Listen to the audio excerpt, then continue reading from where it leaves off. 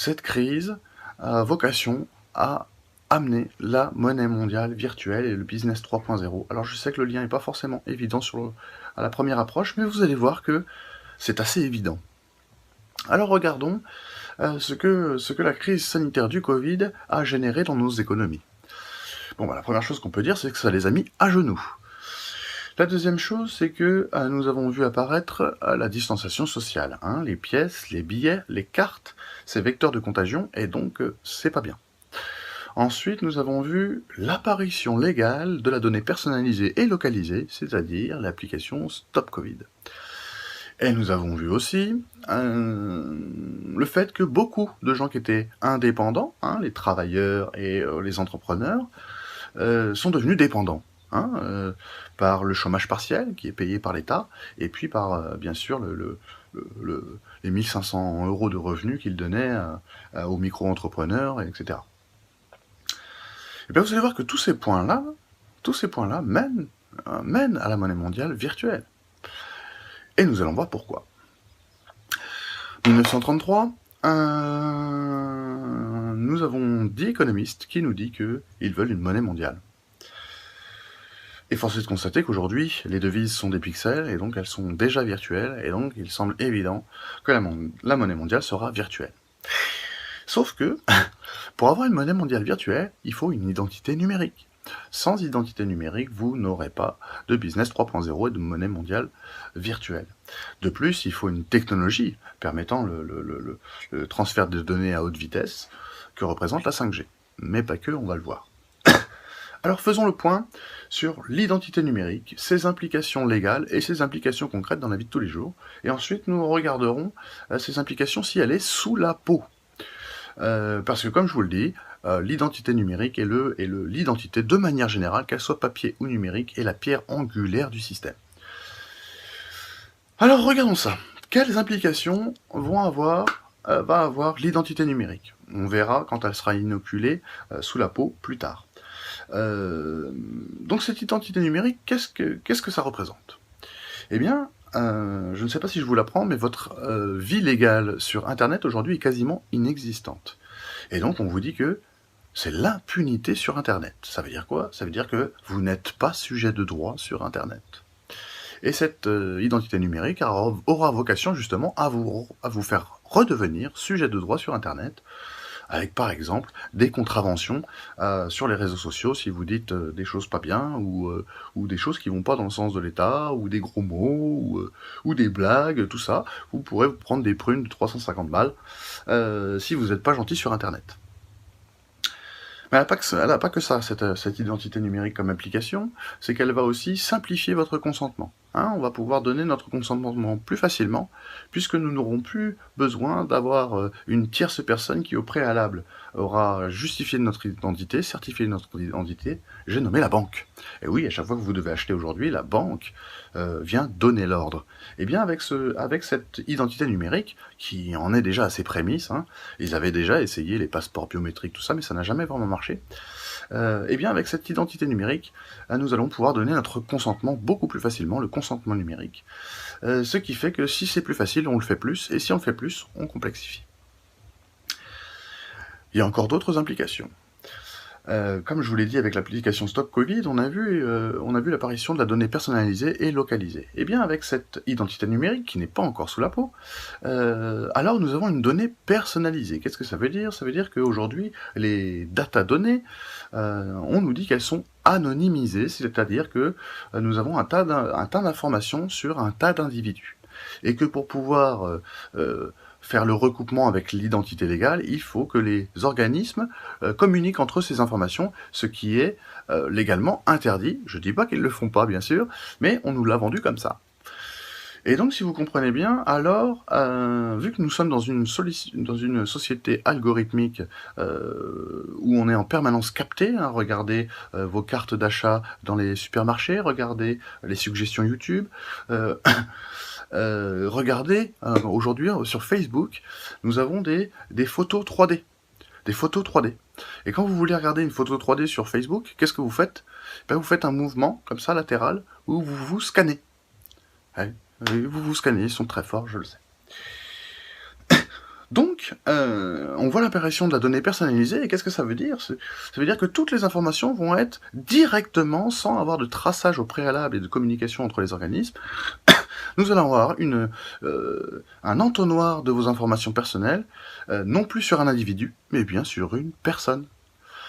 Ça veut dire quoi? Ça veut dire que vous mettez une puissance de calcul là-dedans, et eh bien vous obtenez une puissance de calcul qui fait que plus vous allez avoir d'interaction avec votre identité numérique, qui pour l'instant n'est pas sous la peau, plus la puissance de calcul vous connaîtra, et donc pourra établir des prédictions qui souffriront de moins en moins d'approximations. Dit autrement, elle va devenir de plus en plus précise. Maintenant, imaginons donc que quand on parle de qu'est-ce que ça implique dans le droit, cette identité numérique qui n'est pas encore sous la peau, eh bien ça implique le droit à l'anonymat, hein, c'est-à-dire la liberté d'expression et la liberté de la presse, et c'est aussi une attaque à demi-mot de la liberté d'association. Donc vous voyez déjà qu'on pète une bonne partie des principes de nos sociétés. Et comme vous le savez, le système, soit il fait insidieusement, décennie après décennie, il nous fait avaler la pilule, ou il se sert de grands chocs, de grands traumatismes, pour faire passer tout d'un coup.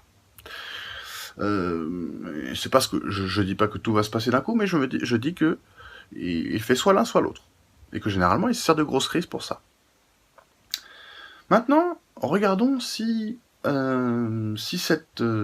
alors vous voyez, hein, le grain de riz, le grain de riz de la puce RFID, c'est grossier maintenant, hein, on est sur la nanopuce. Alors quelles implications vont avoir, finalement, va avoir l'inoculation de cette identité numérique via une puce en termes de business? Eh bien là encore, vous voyez bien que Stop Covid n'est pas un hasard non plus, c'est-à-dire que vous allez avoir une donnée personnalisée et localisée. Et si en plus cette puce capte, comme beaucoup de nos outils numériques, si cette puce est capable de capter notre physiologie, avec une 5G qui est capable de remettre dans le contexte, n'oubliez pas que la donnée devient personnalisée, localisée, et donc la 5G permet de remettre en contexte tout ça, ce que vous voyez, etc., ce qui est autour de vous. Mais en plus, il est capable de capter votre physiologie, c'est-à-dire vos émotions, alors vous obtenez l'outil absolu de contrôle. Vous n'avez plus besoin de flics dehors, vous n'avez plus besoin de répression, comme on le pressent, parce que la puissance de calcul va faire en sorte que plus vous aurez d'interactions avec l'identité numérique, sous la peau cette fois-ci, alors on va vous connaître de mieux en mieux. On va savoir ce que vous aimez, ce que vous redoutez, ce qui se passe dans votre tête quand vous regardez des choses, sur quoi vos yeux sur quoi vos yeux s'arrêtent, etc., etc. Ils le font déjà, hein, bien sûr. Mais voyez à quel point nous avons un outil qui souffrira de moins en moins d'approximations. Dit autrement, on vous connaîtra sur le bout des doigts. Et quelle aubaine pour un système commercial de vous connaître sur le bout des doigts, puisque vous devenez absolument manipulable à souhait. Et c'est pour ça que je pense que ce système répressif ne sera pas nécessaire si on a une puce qui est capable de mesurer nos émotions. Et là, on passe aussi sur la désacralisation du corps, c'est-à-dire que l'article 16.1, 16.2, 16.3 du Code civil, l'article R4127-36 du Code de la santé publique, l'article 8 et 12 de la Convention européenne des droits de l'homme, etc., etc. Tout le droit nous protège des vaccins. Malgré tout, ils peuvent nous l'inoculer, en tout cas, ils prétendent pouvoir le faire. Et bien là, si vous avez une puce dans votre corps, qui est capable de mesurer vos émotions, qui bafoue le droit à l'anonymat, la liberté d'expression, la liberté de la presse, la liberté d'association, plus l'inviolabilité du corps, eh bien vous n'avez plus de droit. Vous n'avez plus de droit, vous pouvez plus vous déplacer librement, on n'a plus de droit, tout simplement.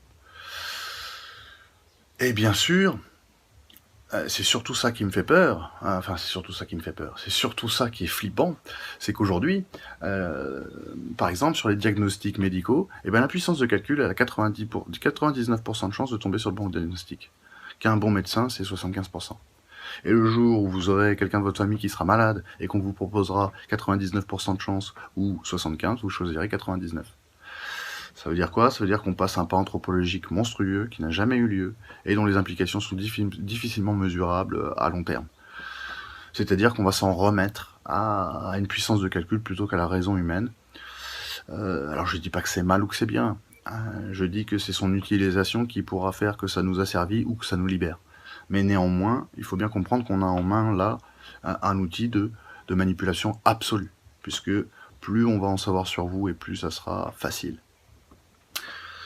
Et donc c'est pour ça que je relie inévitablement le Covid à la monnaie mondiale. Parce que vous n'aurez pas de monnaie mondiale virtuelle sans identité numérique. Et donc aujourd'hui, si on vous passe la loi anti-haine sur Internet, c'est du pipeau. La haine, c'est un fourre-tout pas possible. C'est pas pour la haine sur Internet. Ils s'en foutent. C'est pour la monnaie virtuelle mondiale. Et donc ça me semble important à décrypter. Et j'espère que la vision est assez claire, même si je prétends pas que ça soit la vérité véridique. Néanmoins, ça poursuit une lourde tendance qui est la complexification des échanges et une lourde tendance à générer notre consentement. Donc voilà comment je vois les choses. Vous voyez comme on sait aussi se servir de crise et de traumatisme, de choc sur les populations pour pouvoir faire avaler et passer tout ça en force, puisque vous voyez bien que ça éclate tout le pan du droit, ça éclate tous les principes de nos sociétés. Et donc on a besoin d'une crise si on veut tout faire passer d'un coup, parce que le business mondial doit arriver rapidement, parce qu'ils sont aux abois, etc. Et le fait que les économies soient à genoux, c'est les prémices d'un reset. Pourquoi ça nous rend plus dépendants? Et pas parce que plus vous êtes dépendant de quelque chose et moins vous pouvez vous en passer, et donc plus vous êtes contraint, plus vous êtes en quelque sorte esclave de ces choses-là. Et donc pour moi, il ne fait aucun doute que tout ça est lié, et vous voyez bien que sur ces 4 points du Covid, tout tend pour moi, et c'est ma vision, tout tend pour moi au business 3.0 dont les économies capitalistes ont besoin absolument pour faire perdurer ce système